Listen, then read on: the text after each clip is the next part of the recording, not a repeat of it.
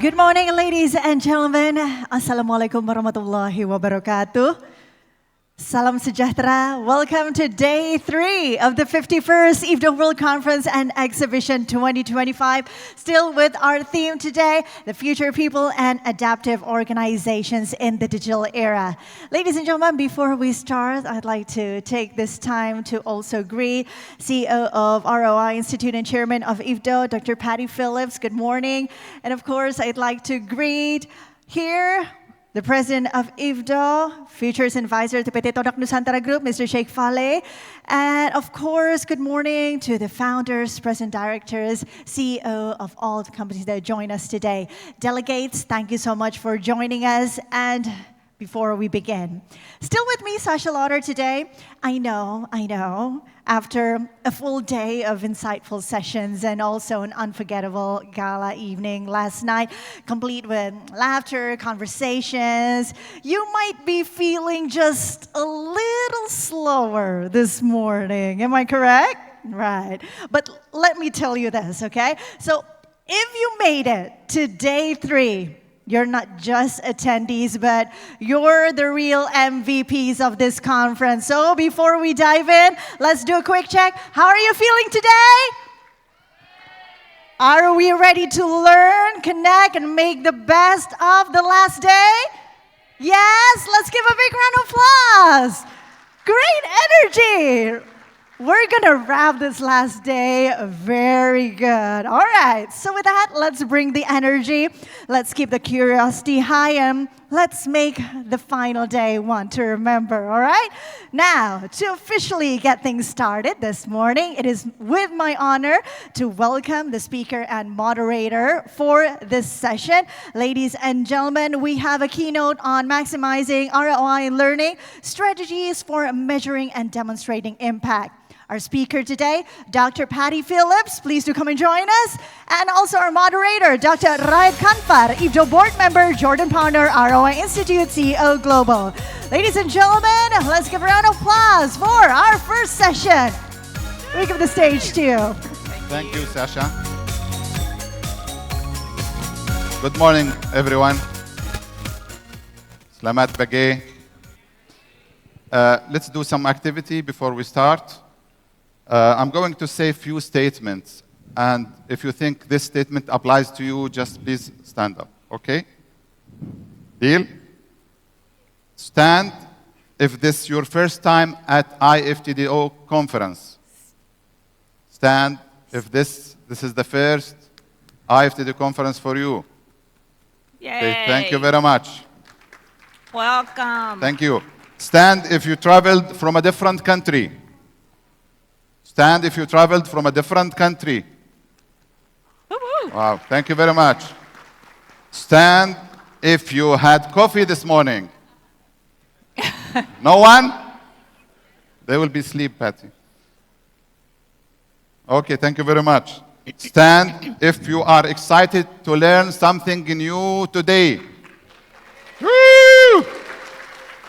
Thank you very much. Okay, let's do a quick pulse check. So raise your hand if you think that these things I want to say, gave you high impact or return on investment in the past year. I'm not talking about money, I'm talking about impact, okay? Spending time mentoring someone. Spending time mentoring someone. Thank you very much. Reading a great book. Reading a great book. Good. Taking time off to rest. Taking time off to rest. Good. Learning a new tool or skill online. Thank you very much. Good morning again. It's a pleasure to welcome you to this morning keynote session. Today we are diving deep into a topic that is front and center to most people work in professional development, training, and organizational growth, which is maximizing ROI in learning, strategies for measuring and demonstrating impact. In a world where every investment is under scrutiny, the learning initiatives are no exceptions. But how do we move beyond attendance numbers and satisfaction surveys?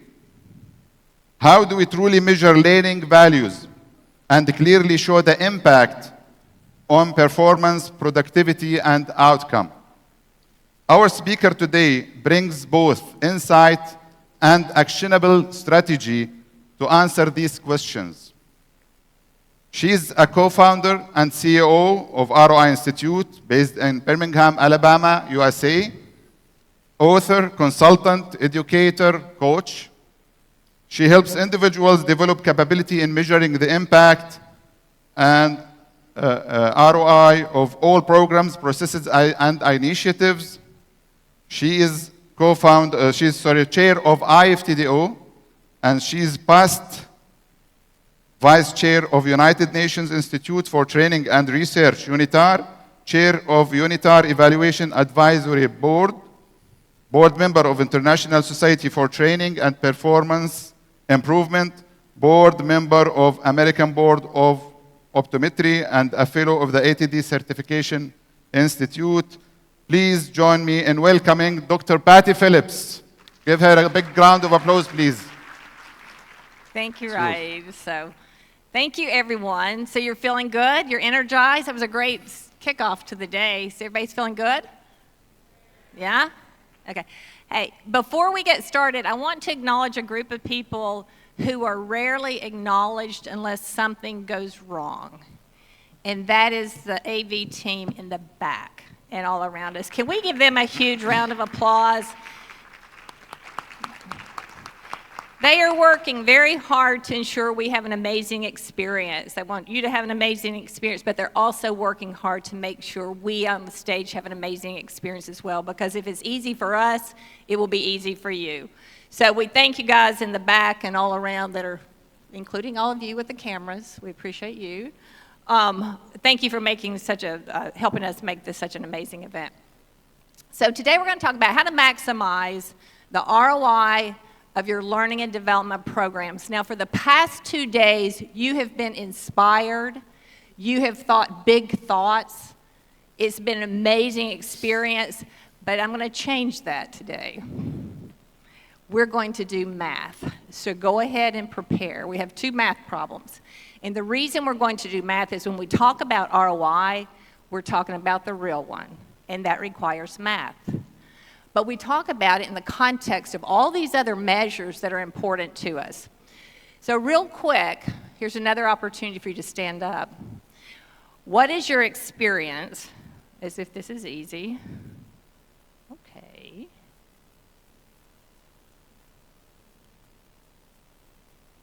Hello?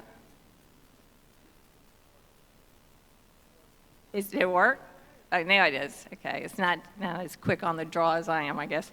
Okay, what is your experience with ROI? First, you have no experience. Stand up quick. No experience. Quick, stand up. Is there anyone in here who has no experience with ROI?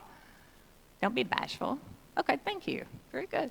Okay, what about B? It's been suggested, but no action has been taken. Anyone here? Stand up, raise your hand. Let's see. It's been suggested, but no action taken. All right. I've attempted it. How many of you have attempted it? Stand up, raise your hand. You've attempted it? Okay, good, very good. How many of you have done an ROI study? I know some of you have. How many have done an ROI study? You've actually shown the ROI on a program. Okay, just a few people. How many of you wish ROI would go away? No one. Yes, you're very kind. No one is owning up to that. The good news is it's not. ROI has been around for a very long time. We actually traced it back. Its sister metric is the benefit-cost ratio. Comes out of cost-benefit analysis. We traced it back to the 1600s when Sir William Petty, a socioeconomist, found that the cure for the plague resulted in a 34-to-1 benefit-cost ratio. That's big. Right? That's huge. So it's been around for a long time. So it's been with us. It's not going anywhere. And that's because it is so fundamental. It's the easiest way to demonstrate that we're getting more for the money that we're spending.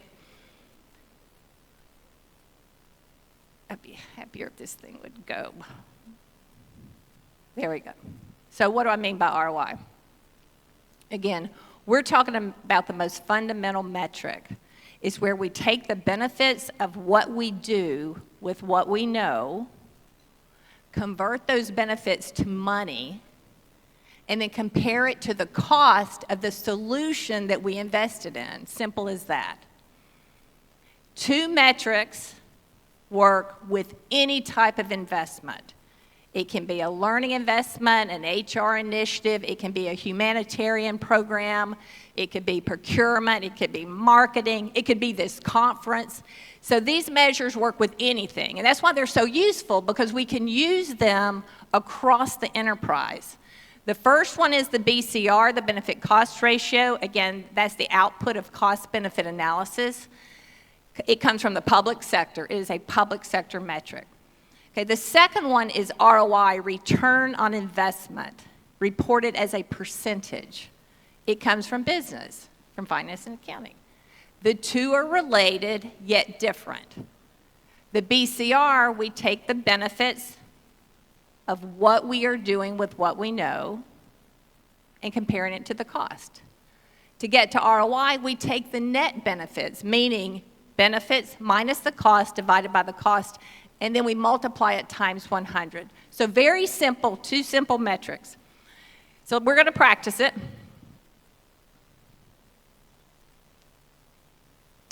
Let's assume, does anybody work with safety or safety training? Does anybody does safety? Do we have any people out there kind of work? Safety is an important measure, right? I mean, important outcome.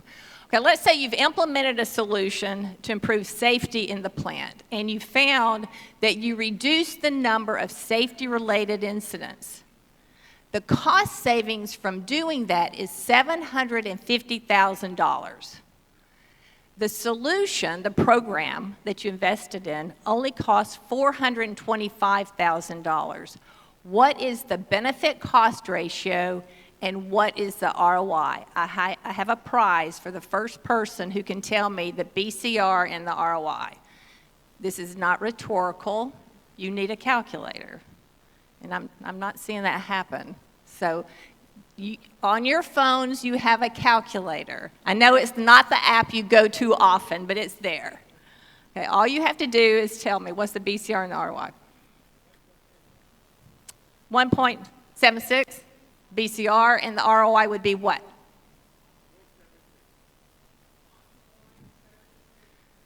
$1.76 is the BCR, and the ROI is 76%. So, Muhammad, you get a prize because you said it first. Come on up. Come on up. Yeah, books. That's what everyone wants, isn't it? Which one of these do you like? That's leadership development. That's just ROI and training. So that's sort of a textbook. That's value of innovation. Yep, and then it's soft skills. Okay, wonderful. Thank you very much. Thank you. All right. Okay, so you see how easy it is. So not hard math. A lot of people are afraid of it because they think, high-level statistics. It's not. It's really not liking me at all. So our BCR is 1.76. Typically, you report at 1.76 to 1. That tells us for every $1 we invest in the program, we get $1.76 back. That $1.76 includes the cost. It's your gross benefits. ROI is telling us the net.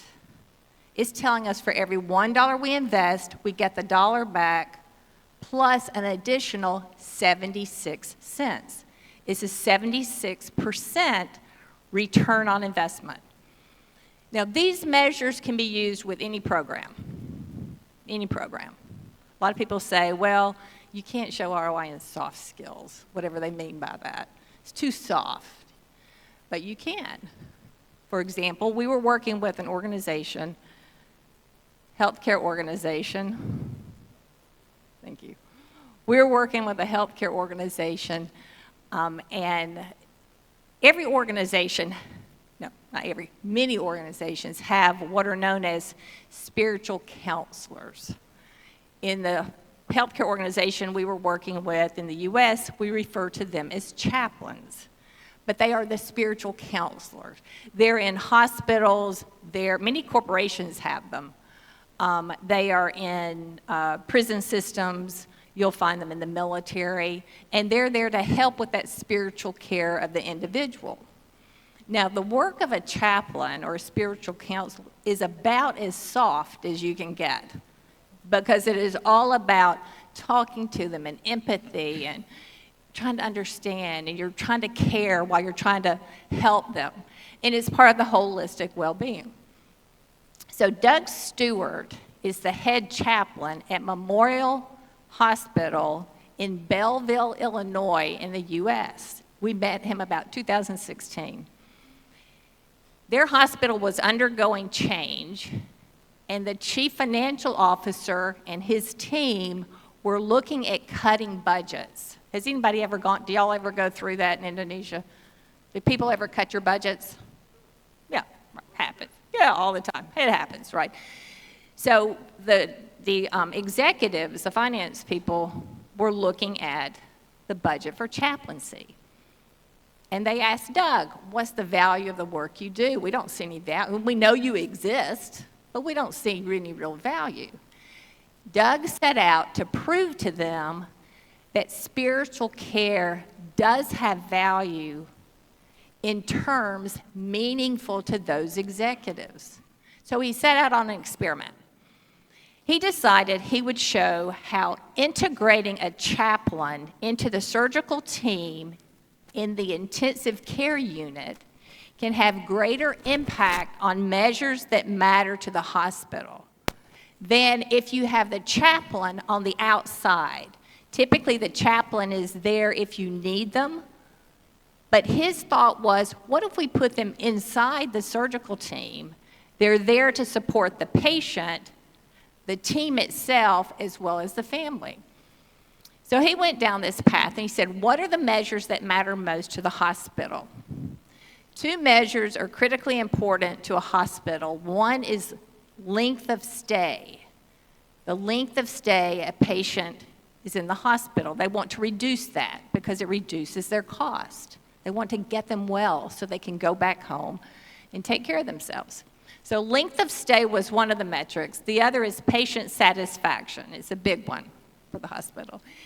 And he said, we can do that. We can improve these measures, and we can show that by integrating the chaplain into the ICU, we can have a shorter length of stay, reduce the cost, as compared to another similar situation where the chaplain is on the outside.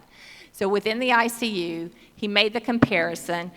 Was it an absolute comparison? No, could not control for all the variables, but the procedures were similar. It was as similar as he could get it. And what he showed was that it worked. By having the chaplain taking care of the team, the surgical team, and the patient's family, and ensuring their spiritual well-being, they were influencing the amount of time the patient stayed in the hospital. They improved length of stay. They ended up saving the organization, based on this experiment, about $251,000. It only cost them $33,800. Now, real quick, those of you who did so well on the example math problem, what is the ROI for chaplaincy? 644%. Come on up. Come on up. Yeah, that's it. Yeah, 644%.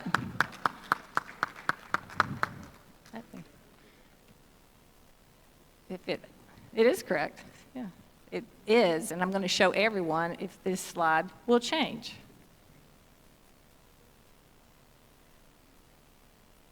Well, it went over too fast. Can you go back to where, thank you, 644. I think we need a stronger clicker. Okay, this is what I have for you. This is the textbook about ROI. That's value of innovation. So it's ROI and innovation, and that's proving the value of soft skills. This has case studies. This is a textbook, and this is on innovation. This one? Yeah, take it. Thank you so much. Thank you. Okay, thank you. All right. So 644%. Return on investment in chaplaincy. Now, again, was the experiment absolute? Was it perfect? No. And here's the trick, guys. It's never going to be perfect. There is no absolute. The only absolute is mathematics. 1 + 1 will always be 2 unless you want to be wrong. Okay? The question you always have to ask yourself is, from where do the 1 and 1 come? There's always going to be gray. There's always subjectivity. So was Doug's experiment pure? Define pure. It was good enough. He took that ROI to his senior executives, and it worked. It was good enough for them to say, you know, maybe there's more to spiritual care than we thought. How did he get 644%? First, he aligned it with the business. He looked at measures that mattered to the organization. Length of stay and patient satisfaction. It's not hard to do. We can do it.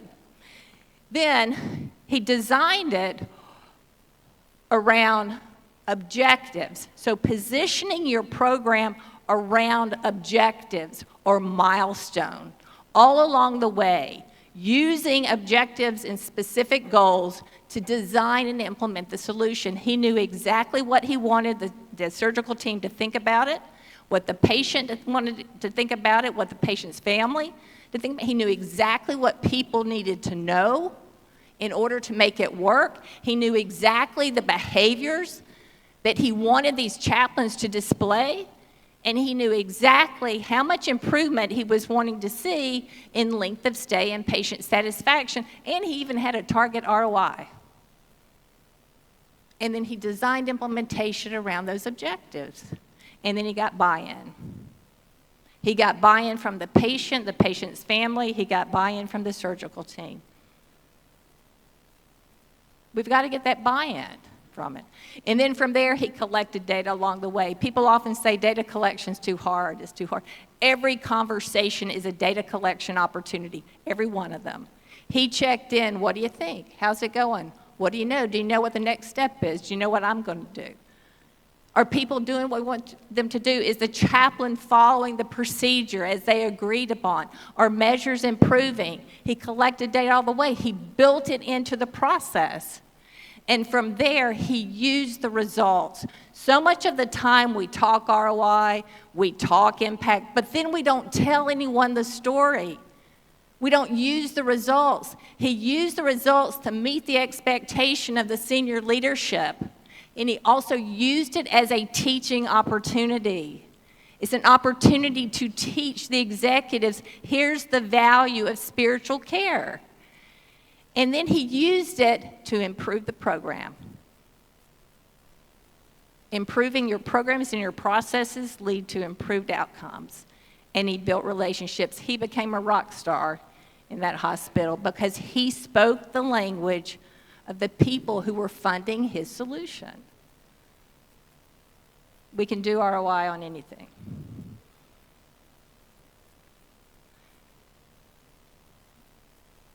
The question for you is this. If we can do ROI on anything, if we can do ROI, demonstrate ROI on spiritual care, why aren't we doing it on everything? Why aren't we doing it on everything? We give you 30 seconds at your table, answer this question, and then I want to hear from the audience. 30 seconds. Y'all talk about this question. Why aren't we doing it? If we can do it on something as soft as spiritual care, why aren't we doing it on everything? Okay, 30 seconds. This is not rhetorical. This is instruction. 30 seconds. Talk to each other and answer the question. Why aren't we doing it on everything? What's keeping us from demonstrating the impact and ROI of the investments we're making in our people? What's keeping us from doing it? 30 seconds.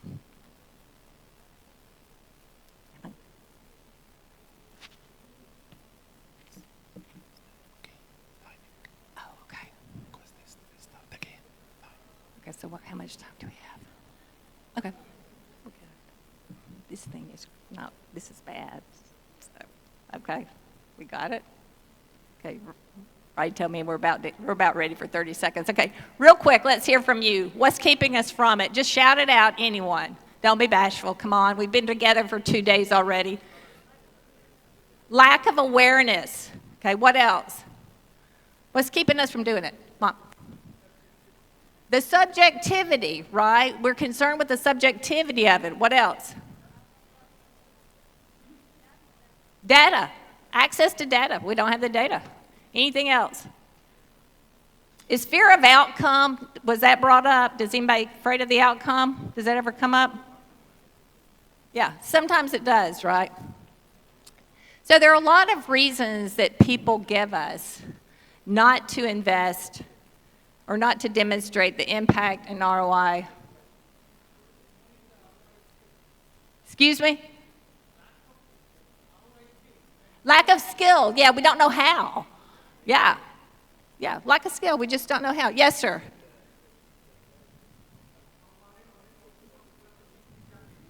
Excuse me? Yes. Normally, people only focus on strategic initiatives. Yes. Yeah, that's what they focus on, right? The strategy, the activities, the activity of what we do. Okay. These are the reasons that we hear. Many of you have talked about it. One is fear of the outcome. People are afraid. They're afraid they're going to have a negative ROI. Now, here's the problem with that. Other people already know the programs are working or not. Why don't we want to know? It's hard to evaluate our own programs, our own process. It's hard to look in the mirror. It is hard to look in the mirror, but we have a choice. We can either look in the mirror, discover how we're doing, and influence whatever decisions are being made, or at least try to influence those decisions, or we can just sit there and let it be done to us. What do you want to do? Do you want someone to make the decision for you, or do we want to influence it? We have found over the past 30 years, my husband Jack Phillips and I have been working in this space for a very long time. Okay, he's been working a little bit longer than I have, but together we've been looking at 30 years. So for 30 years, and what we have found is that when there's a negative ROI on a solution, and a senior executive have asked for that ROI to be conducted, they already know it's negative. So we're kidding ourselves if we think nobody knows. We can't mask it. We can't hide it forever. Go out and look. You don't know how good you are until you look. Okay. Another reason we often hear is too hard. It's too difficult. We don't want to do it because it's too hard, right? It's only hard if you don't know how. Simple as that. We can figure it out. You can read a good book. I've got lots of them. We've got lots of them. We got 110 books on this topic. We've got workshops. We've got certifications. We've got a whole bunch of ROI experts in the room. It's only difficult if you don't know how. If we want to be people-centric and adaptive, we've also got to be a learning organization. Go learn how. It's not hard. Another thing we often hear is cost too much money. It does not cost that much money to demonstrate the ROI of what you do if you build it in. It doesn't. It's only costly because you don't know how. You make it expensive. We make it hard. We don't know how, so we call someone to do it for us. There's a bunch of consultants that love you for that because they're getting paid big bucks to come do the work you could do for 5 to 10% of program cost. That is all it costs to do an ROI study. 5 to 10% of the program cost. That is it. That's not much to know how you're doing and to be able to demonstrate the value in terms that matter. Another thing that we hear often is it takes too much time. It does not take that much time if you build it in. It takes time because you don't know how. You build it in, it's not an afterthought. Doug built it in. Every conversation was a data collection opportunity. But the one we like the most is the last one. No one is asking for it. We invest in these, we read a good book. The chief people officer of Omantel reads a good book. Crucial conversations. He reads it on the plane. He talks to his seatmate on the plane. His seatmate said, hey, I had a workshop on that. It was great. Sharon Lavoie taught that workshop for me. You should have her come in and teach it. He says, great idea. He goes back to Omontel, to his people, and he says, hey, I want to have a workshop, 2-day workshop on crucial conversations, and I want Sharon Lavoie to facilitate it because I've heard she's a great facilitator. I want those supervisors to go, and I want to see a positive ROI. Great idea. What happens? All of a sudden, something has changed. You read this good book. You bring it in, hoping that it's going to deliver value. You say yes to the boss, hoping that this thing's going to work because the boss wants to see ROI. And with any luck, it might. So we invest in these programs, hoping good things are going to happen. With any luck, it might. But then something changes, right? We go into it with hope. We're wishing it will work. We do nothing about it. We do nothing to demonstrate the value, and then something changes. And now we have to show the value because the boss wants to see it. How many of you work for someone who changes their mind? Just curious. How many of you work for someone who changes their mind? Yeah. They do that, right? They read a good book. They change their mind. Never asked for ROI before, but they changed their mind, read a good book. Change their mind. Hope is not a strategy, luck is not a factor, doing nothing is not an option. Change is inevitable, progress is optional, folks. There are many benefits to demonstrating the impact and the ROI of our programs, projects, and initiatives. One is accountability. We need to account for the resources bestowed upon us. It's not our money. We need to account for it. Efficiency. ROI is an efficiency measure. It is demonstrating that we are using resources wisely. Many people say, Patti, you talk too much about ROI. There's more to life than ROI. Sure, there's more to life than ROI, but here's the thing. We cannot do good in the world unless we do well. That's the thing, folks. I worry about money. You bet I worry about money. Why do I worry about money? Because we cannot do good in the world unless we have it. That is how we have chosen to trade with money. ROI is not the enemy. ROI is good. It's showing us that we're using resources efficiently. We are using resources wisely. We're not spending more than we're getting. Another benefit is the process improvement element. When we evaluate our programs and projects and we demonstrate things are working or not, we have an opportunity to improve. We don't know what we're improving unless we look. And process improvement leads to outcome improvement. That's what we're aiming for. The bottom line is the benefit of demonstrating impact in ROI is because we are now creating and demonstrating value that matters most, even when someone's not asking for it. That's what we do when we're people-centered, adaptive organizations. We are creating value. And there's lots of measures of value. And many of you know this framework that will come up in just a minute as soon as the slide decides to move. Okay, many measures of value. It begins with those inputs. It begins with the investments that we're making in those people. How many programs we're implementing, how many people we're training, how much money we're going in, we're investing is not value. It is valuable information. It is where it starts. So those inputs represent the investment that we're making. But as we roll those investments out, there are other measures of value. There are measures, what do people think about it? It's not do they like it, is it relevant? Are they bought into it? What do they know? Do they know what they need to know to make this solution work? Do they have the knowledge, skill, information, and insight to make a difference? Application, you heard it the first day, you're going to hear it again today. It's not about what you know, it's about what you do with what you know. Power is in using the knowledge. That's your application. Are people applying the knowledge, skill, information, insight? Are their behaviors changing? Are the processes changing? But in the end, we don't care about that either. We don't care what people do. We care about the consequence of what people do. That is impact. That is impact. It's the consequence of what people do with what they know.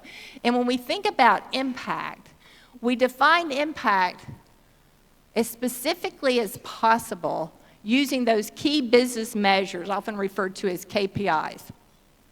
KPIs, it could be whatever it is. It could be measures of productivity, quality, it could be cost savings, it could be rejects, it could be kilowatt hours used, it could be call escalations if you work in a call center. So any number of measures, that's impact, because what we do with what we know has a consequence.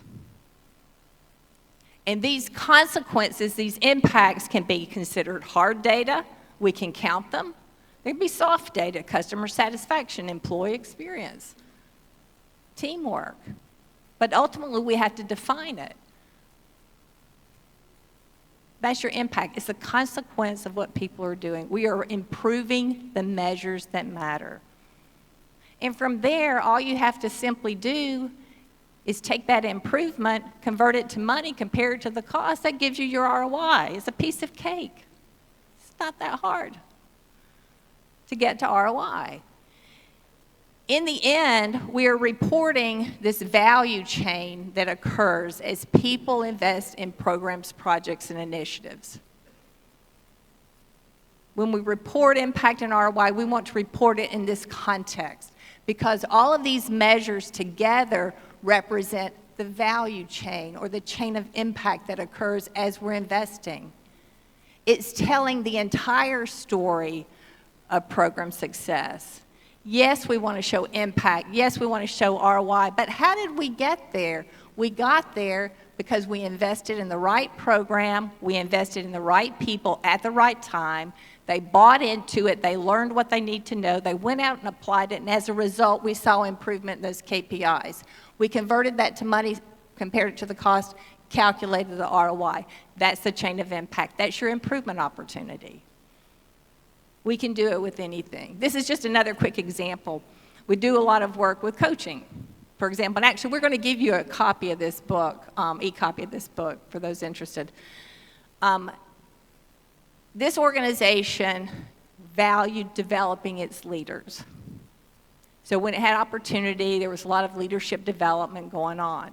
But it also had problems. Machines were tripping. They were spending a lot of time dealing with job backlogs. We can implement solutions that align with our values while solving real problems and get that ROI. And that's what this company did. They were having these issues. Their leaders or their managers weren't leading to performance. They said, what can we do to fix the problem and support the development of our leaders? They implemented a leadership coaching solution, and it worked. They reduced the number of machines tripped and then reduced a little bit of time regarding those job backlogs. And you can see 168% return on investment. Just because you're focused on your mission with a program, this is what we value, doesn't mean you can't solve real problems with it too. You can. Sometimes you're going to have programs that deliver really big ROIs. 1,000% ROI. This is another healthcare organization. Hostile work environment. They had people leaving, they had litigation, a lot of cost was tied into it. They had limited resources to solve the problem, but they needed to solve the problem. What can we do? When you have hostile work environment, change occurs at the top. You've got to get the senior leaders compelled enough to do something about it. Everybody knew it was going on. They just turned a blind eye. So they decided we're going to have a 2-day workshop with the senior-most leaders. We're going to bring them data that's compelling to them. They took them the cost of turnover, the cost of the complaints, plus the bad press, and it caught their attention. And then they got to business. They said, here's why it's happening. Here's what's going on. From there, those senior leaders shared that same information to their direct reports in a routine staff meeting. who then shared the same information to their direct reports in a routine staff meeting. And the rollout was routine staff meetings. There was no additional cost. The cost was a 2-day workshop with the senior leaders. We can have tremendous impact with minimal cost. That's how you get 1,000% ROI. Simple solutions solve big problems. You do not have to spend so much money on these problems. We can do it if we think about it, if we think creatively. So sometimes you're going to see these big ROIs. Sometimes you're going to see the negatives.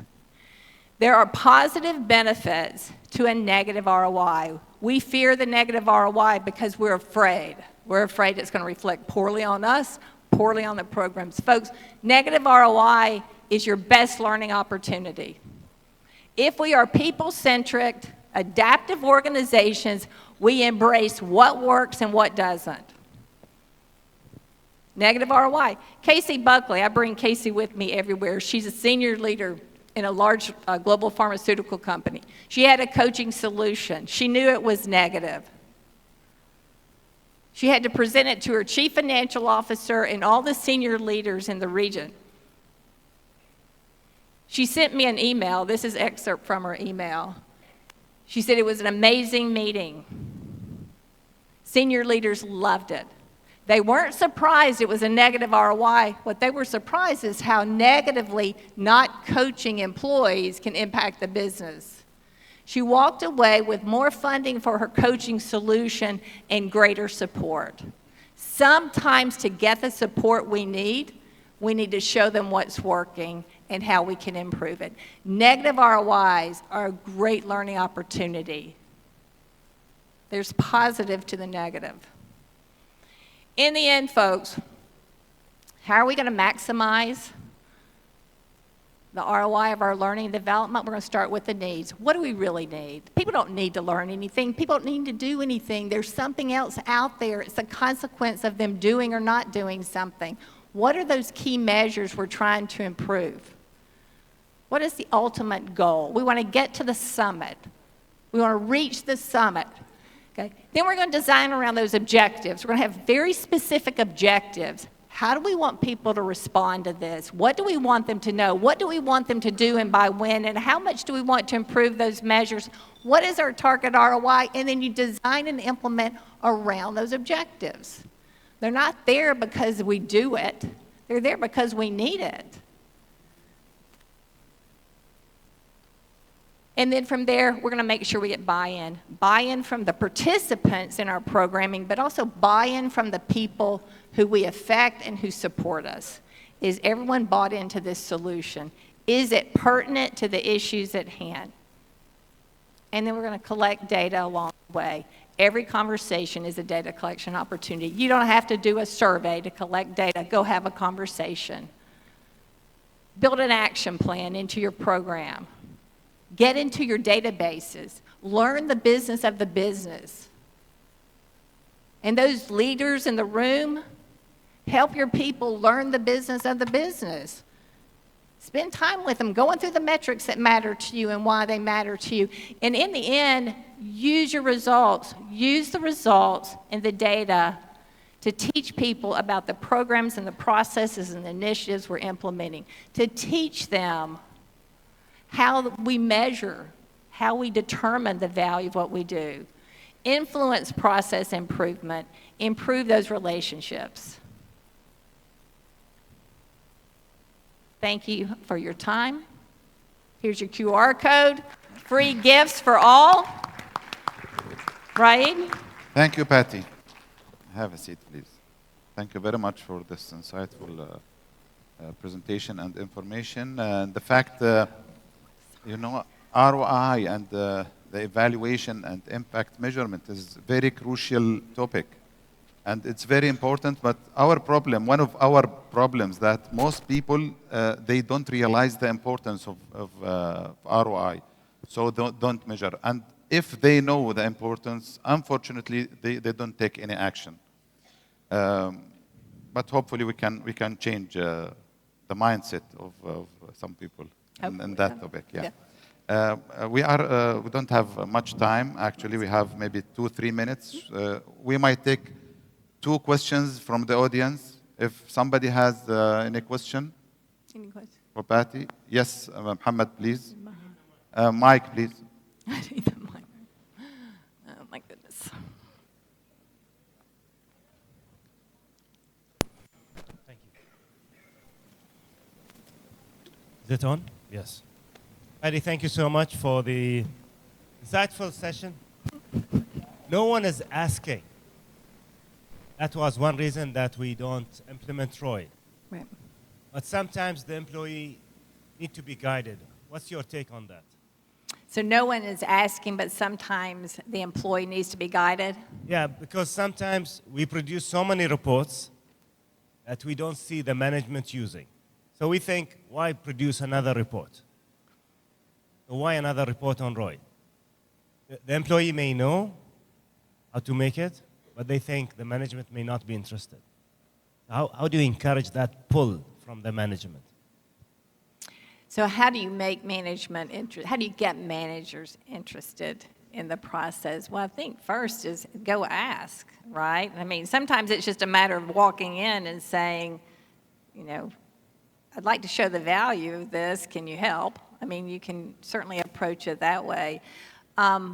Because you do need you do need management support. They're not asking, but the question is, why aren't they? A lot of times they're not asking because they don't think you can do it.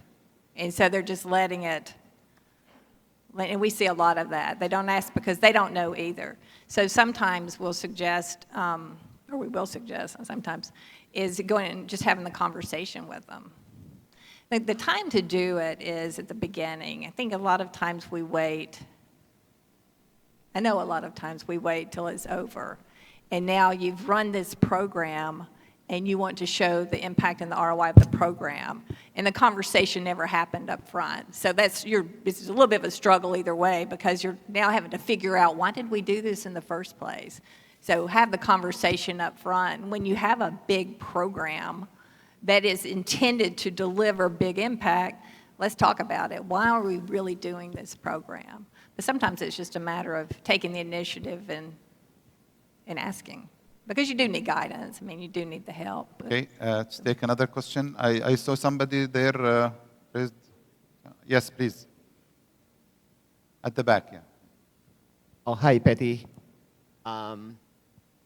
Actually, we have a case where to meet our understanding as a provider, training providers, we are training providers, and the business owner. Because the things that we measure compared to the business expectations is different. How we can solve this issue. For example, we have the indicators that we think this is actually measurable and this is benefit for them. But then after the business owner and the management, after see all the indicators, they said, no, this is not the one that we want. So in that way, so we have a different kind of indicators for the measurement. And what would you suggestion to match between our as vendors and the business owner? I love this question because the vendor-client conversation often does not take place. And the vendor has an idea of what we can measure, and the client has this idea of what you've got to have a conversation. And I'm talking to both sides of this, right? A lot of times the client will call the vendor and say, I want your training, whatever it is, I want your leadership training or coaching, whatever it is you've got, because they think this is the right solution for their problem. And because the vendor needs to sell the product, we often say yes without having the conversation because, we too have bills to pay. And so it's a conversation that often doesn't happen. You've got to talk. You've got to be clear on what is it. Why are you in there? So from a vendor perspective, asking a different set of questions going in. If I ask you to come work, come to me, to my company to help me, what is it? What are you trying to solve? You should be asking me, well, now exactly what is it you want them to learn? And exactly what do you expect them to do with what they learn? And if they do that, how is that going to help your business? What are you aiming for there? And then taking your solution and positioning it for their problem. It doesn't mean you have to redesign your solution, but it does mean you have to bring your people into it and facilitate it toward that end. But it's that conversation, it's that facilitator or the supplier and the client need to have that, and it doesn't take place. It's hard. And sometimes the client will say, don't ask me these questions. I know I want this product. I know I want crucial conversations. But it's incumbent on the supplier to ask the questions, because if it doesn't work, if the client does not see value, it's going to be on the suppliers. It's the problem with the supplier. It's never a problem with the decision maker inside. So it's incumbent on the supplier to have that crucial conversation with the client so you can service them. The other thing too is, sometimes the client doesn't know exactly. They're just trying to figure it out too. That's an added value a supplier can bring to the table, is how to ask those performance consulting questions coming in. So if you are a supplier, your ability to really drill down into what's going on with the client can be helpful. And then two, of course, knowing the client. When we go into a client project, it may be someone we've never worked with. I'm looking at annual reports. I'm looking at the Wall Street Journal, The Economist. I want to know everything about that client just to have an idea of what are the measures that matter to that client. Does that answer it a little bit? Add a little bit.